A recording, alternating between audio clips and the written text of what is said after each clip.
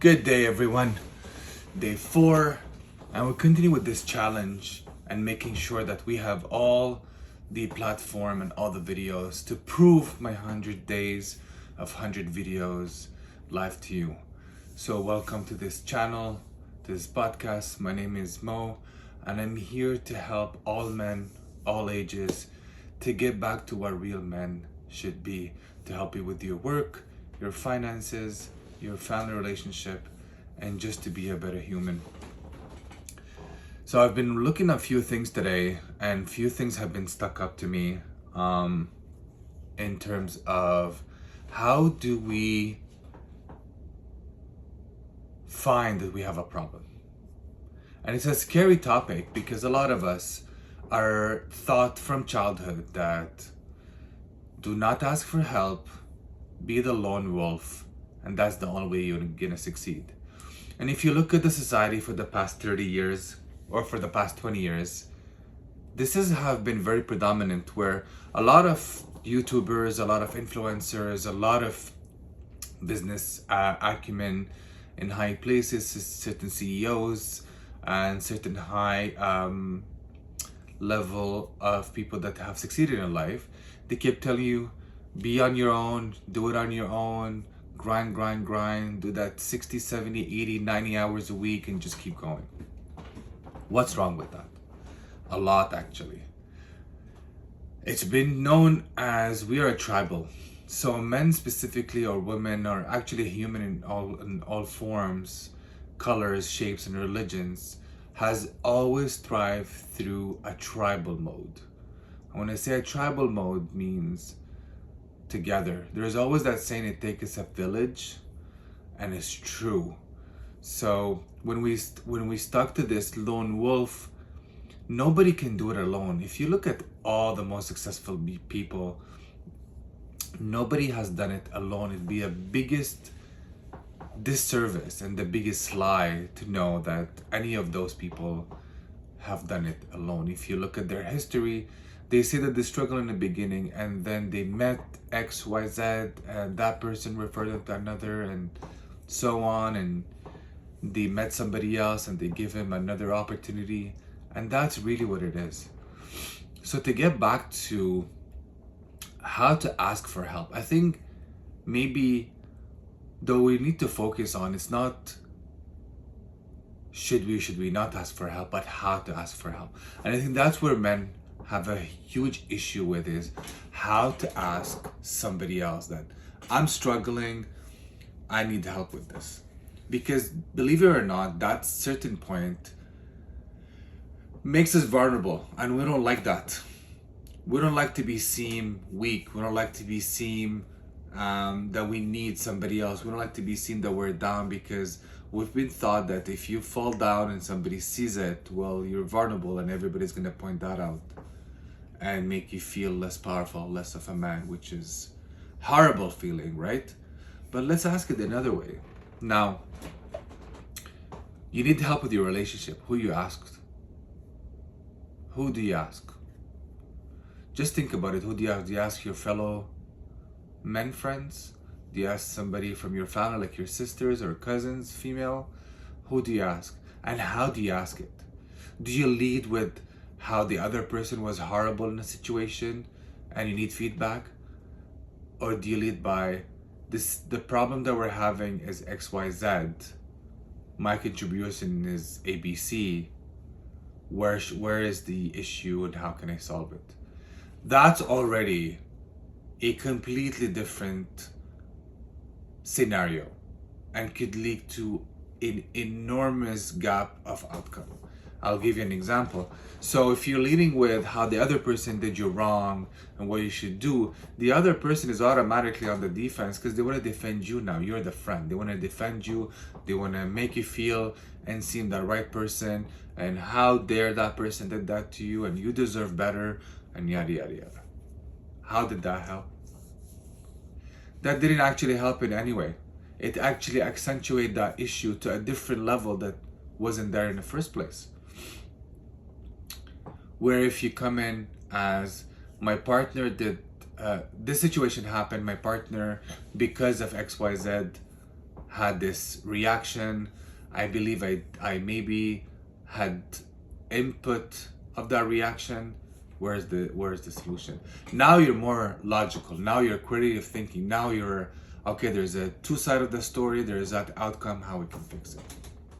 So asking for help for a problem is super, super, super important, because we have a problem of asking.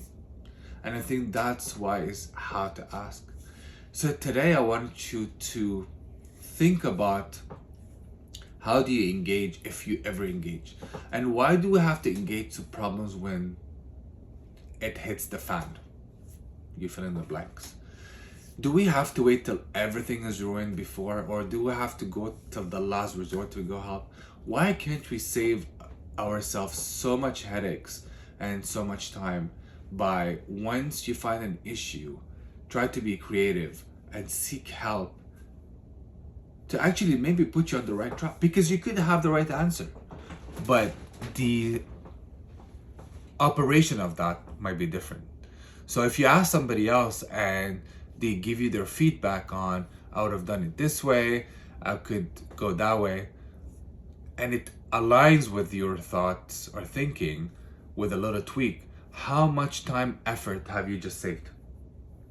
Enormous, right? So the number one thing that we need to start looking at is not, I need to be vulnerable to ask for help. Everybody should ask for help. And the older I'm getting, the more I ask for help. Believe it or not, it's not because I have more experience in anything, because I'm over 40, that I don't ask for help. Actually, now it's a time that I ask for more help than ever before. The egocentric type of your 20s where I'm so strong, I have all the time in the world, I can do it on my own. You hit your 30s and then you realize it takes, maybe I need help. And reading your forward, you realize if you don't have the right atmosphere, the right people to help you and to support you, that's not gonna go anywhere. So how to ask for help? Always come from a place of curiosity and a place that you want to solve something, not to offload your problem on the other. So like I said earlier, for a relationship, how to do that. For work, you need a promotion. How do you ask for help? Create connections. Try to look at tasks or certain additional extracurriculum that you can do to have more experience in the different skills. You need to learn a language, I don't know, a computer language, a human language, something like that. At home for construction. YouTube has been very helpful too for a lot of things. LinkedIn, we have a lot of tools right now. But most of these tools are even better when it comes with a human interaction. So it's fine to actually gain the content from other social media platforms or other places that you can learn. But that human interaction to get that help is much, much deeper and stronger, and can make you an excellent result. Change the mindset of,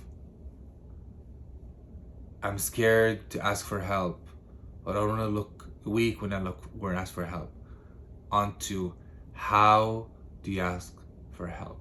And it's not really because you're asking for help that you don't know, or that you're weak, or that you're not smart, or whatever characteristics or that you need to put on yourself.